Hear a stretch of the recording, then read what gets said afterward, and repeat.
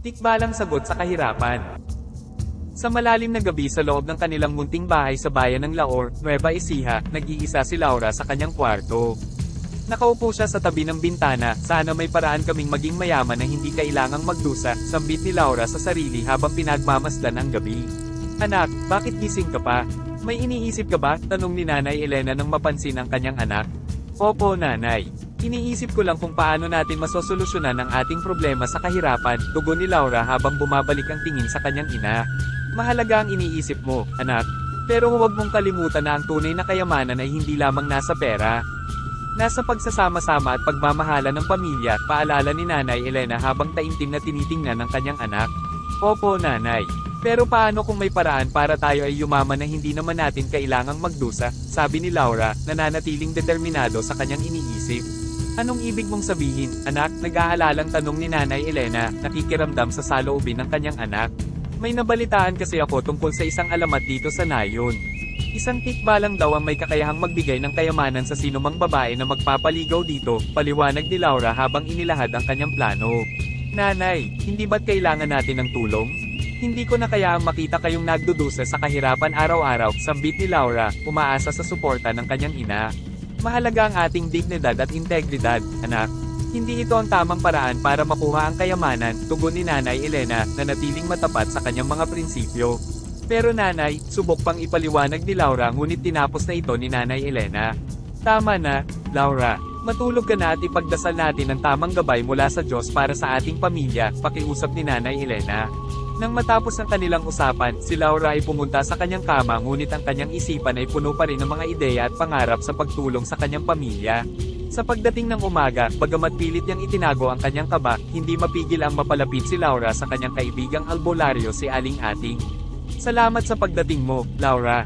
Ano ang maaari kong maitulong, bulong ni Aling Ating na parang nakakaramdam ng lihim na balak ng dalaga. Salamat sa iyong tulong, Aling Ating. Nais kong malaman kung paano ako makakapagpaligaw sa isang tikbalang, saad ni Laura, na hindi na kayang itago ang kanyang balak. Ano, tikbalang? Huwag kang magbiro, Laura. Hindi biro ang pakikipag-usap sa mga espiritu, sabi ni Aling Ating, na tila nabigla sa narinig. Hindi po ito biro, Aling Ating. Kailangan namin ng tulong. Nais kong magkaroon ng kayamanan para sa aking pamilya, mariing tugon ni Laura, na handang harapin ang anumang hamon. Tama na, Laura. Hindi ito tamang desisyon. Napakalakas ng kapangyarihan ng mga tikbalang at hindi dapat pinaglalaroan, panghihimasok ni Aling Ating, na nais ipaalala ang kahalagahan ng pag-iingat. Aling Ating, alam ko po ang mga banta at panganib ngunit handa po akong bantaan ito para sa aking pamilya. Pakiusap, tulungan niyo po ako, sambit ni Laura, na determinadong harapin ang kanyang mga pangarap. Matapos ang matagalang pag-uusap, nakumbinsi ni Laura si Aling Ating na tulungan siya sa kanyang hangarin. Pinaghandaan nila ang ritual na kailangan upang makipag-usap sa tikbalang. Kinagabihan, dinala ni Aling Ating si Laura sa gitna ng kagubatan, sa lugar kung saan sabi ng mga alamat ay matatagpuan ng mga tikbalang. Handa ka na ba, Laura? Tanong ni Aling Ating, na nag-aalala para sa kaligtasan ng dalaga. Opo, Aling Ating. Handa na akong harapin ang anumang hamon, sagot ni Laura, na nagpapakita ng tapang at determinasyon. Sa pagsunod sa gabay ni Aling Ating, nagsimula ang ritual na magdadala kay Laura sa daigdig ng mga espiritu. Kabaligtaran ng pag-iisip niya, nagbabakasakaling ang kaligtasan at kabutihan ng kanyang pamilya ang magiging kabayaran. Sa gitna ng kagubatan, sa ilalim ng kumikislap na bituin at tahimik na hangin, sinimulan ni Laura at ni Aling Ating ang ritual. Sa bawat hakbang na kanilang ginagawa, tila lumalakas ang kapangyarihan ng mga espiritu sa paligid. Huwag kang bibitaw, Laura. Kailangan nating makamit ang tiwala ng tikbalang, sabi ni Aling Ating, na patuloy na gabay sa dalaga sa proseso ng ritual. Opo, Aling Ating. Hindi ko bibitawan ang aking layunin, tugon ni Laura, na pumipilit na panatilihing matatag ang kanyang loob. Sa pagdating ng oras ng katuparan, biglang nagpakita ang isang makisig at misteryosong nilalang sa harap nila. Ito na ang tikbalang na kanilang hinahanap. Kamusta ka, malakas na tikbalang? Ako si Laura, at ako ay dumarating sa iyong harapan na may hiling, sambit ni Laura, na may kaba ngunit determinasyon sa boses. Bakit ka dumating dito at ano ang kailangan mo? Tanong ng tikbalang, na puno ng misteryo at kapangyarihan sa boses. Pinili kita upang humingi ng tulong. Nais kong magkaroon ng kayamanan para sa aking pamilya at handa akong gawin ang anumang kinakailangan, paliwanag ni Laura, na hindi nagpapatinag sa harap ng makapangyarihang nilalang. Sa sandaling iyon, tila nag-aalinlangan ang tikbalang. Ngunit sa huli, pumayag ito sa kanyang kahilingan, sa kondisyon na magpapaligaw si Laura sa kanya sa loob ng 10 taon. Mahalaga ang desisyon na iyong ginawa, Laura. Mag-ingat ka sa mga mapanlinlang na pangako ng mga espiritu, babala ni Aling Ating, na may pangamba sa hinaharap ng dalaga. Dapat mong isaalang-alang ang bawat halaga ng iyong kasunduan, Laura. Hindi biro ang mga hamon na dala nito, dagdag ni Aling Ating, na nais bigyang diin ang kahalagahan ng pag-iingat. Ngunit ang determinasyon ni Laura ay hindi na mababago. Sa kabila ng mga babala, tinanggap niya ang kondisyon ng tikbalang, handa na harapin ang anumang hamon para sa kanyang pamilya. Matapos ang kanilang pakikipag-usap sa tikbalang, nagbalik sina Laura at Aling Ating sa kanilang tahanan.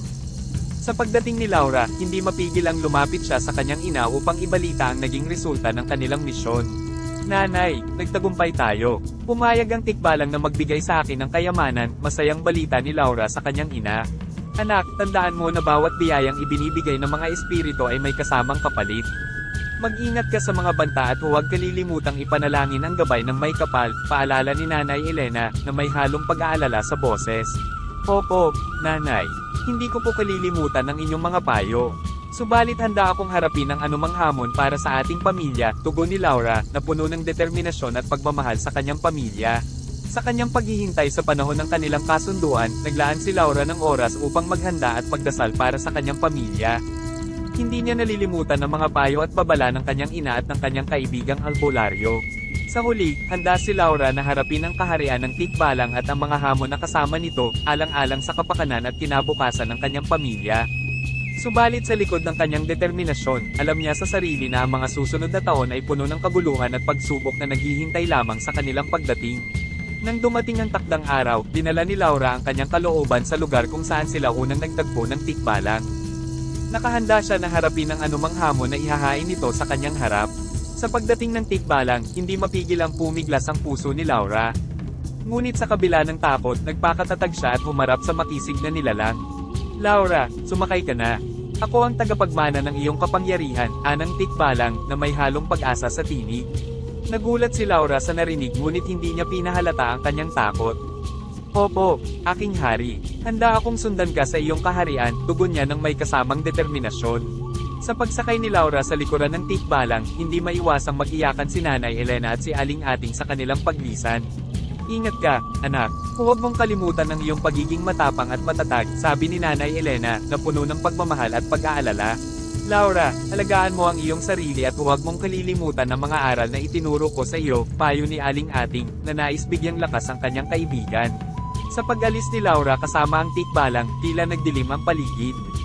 Ngunit sa kabila ng pagkadilim, patuloy na sumiklab ang liwanag ng kanyang determinasyon at pagmamahal para sa kanyang pamilya.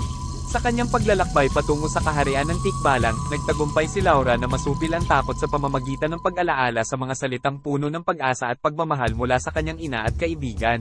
Sa huli, handa siyang harapin ang anumang pagsubok at hamon na ihahain sa kanya, alang-alang sa kanyang mga pangarap at sa pagmamahal sa kanyang pamilya. Sa kabila ng takot na bumabalot sa kanyang puso, si Laura ay nagpakatatag sa loob ng buong paglalakbay kasama ang tikbalang. Sa bawat paglanghap ng malamig na hangin at sa bawat indayog ng kanyang biyahe, tila'y napapalakas ang kanyang loob.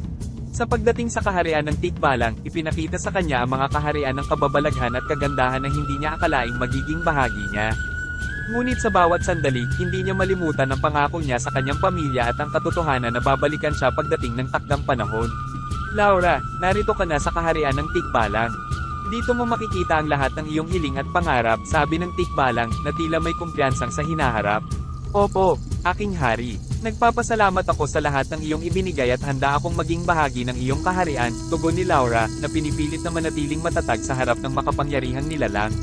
At di nagtagal nakauwi din siya sa kanilang munting bahay, dala-dala ang mga ginto, diamante at iba't ibang kayamanan na regalo sa kanya ng tikbalang.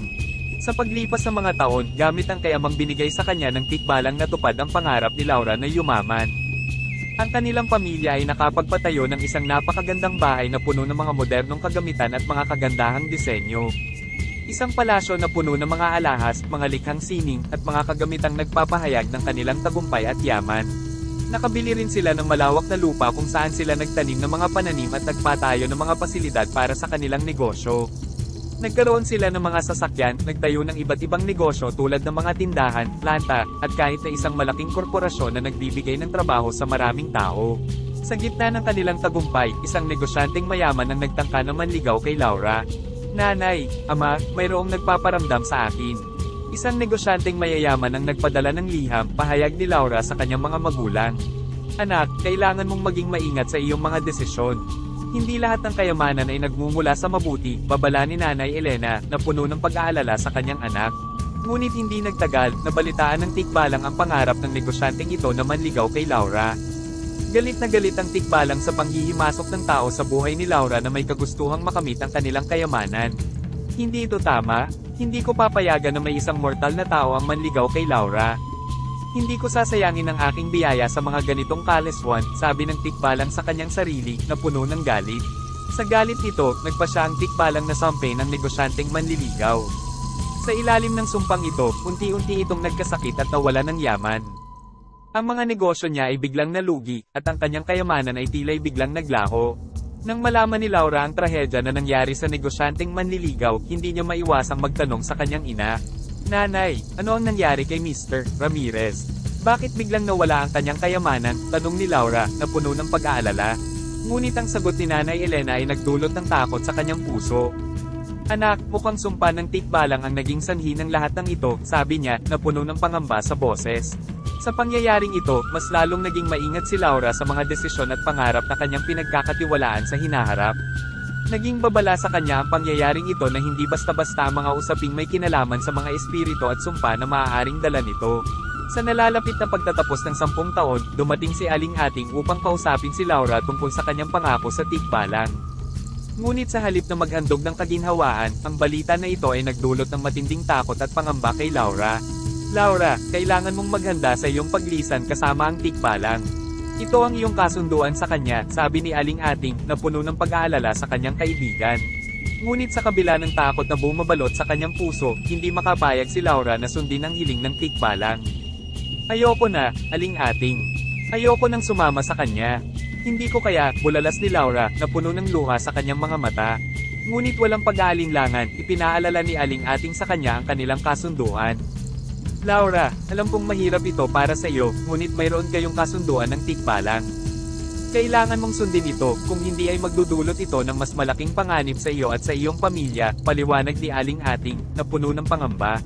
Sa kabila ng kanyang pananabik sa pagiging mayaman at makapangyarihan, hindi niya kaya ang pag-iwan sa kanyang pamilya at sa buhay na kanyang itinatag. Subalit sa harap ng pangamba at banta ng tikbalang, tila walang pagpipilian si Laura kundi sundin ang kanyang kasunduan. Umiiyak si Laura, hindi alam kung paano haharapin ang hinaharap na naghihintay sa kanya.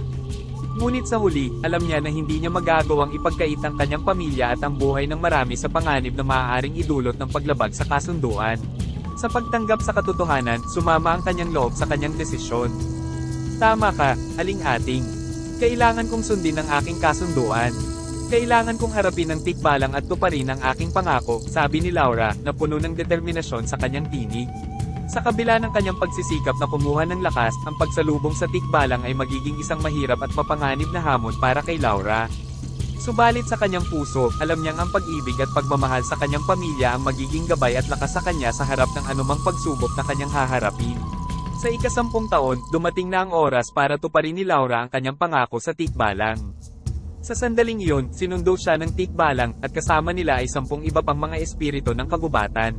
Sa harap ng kanyang mga magulang, ibinigay ng mga tikbalang ang kanilang handog ng mga alahas at ginto bilang pasasalamat sa pagtupad ni Laura sa kanilang kasunduan. Ngunit sa kabila ng kasiyahan ng kanyang mga magulang, napaluha si Laura sa pag-alis sa kanila. Salamat sa lahat ng inyong pagmamahal at pagtanggap sa akin. Mahal na mahal ko kayo, sabi ni Laura sa kanyang mga magulang, na puno ng lungkot sa kanyang tinig. Habang nasa biyahe kasama ang mga tikbalang, naramdaman ni Laura ang biglang pagbabago sa kanyang katawan. Sa bawat sandali, tila'y unti-unti siyang nawawala at nagiging isa na rin sa mga tikbalang na kasama niya. Sa kabila ng pagiging tikbalang, hindi mawawala sa kanyang puso ang pagmamahal sa kanyang pamilya at ang mga alaala ng kanyang buhay bilang isang tao. Subalit sa kanyang bagong buhay bilang isang espiritu ng kagubatan, ang pagmamahal na ito ang magiging gabay at lakas sa kanya sa kanyang mga hinaharap na pakikibaka at paglalakbay.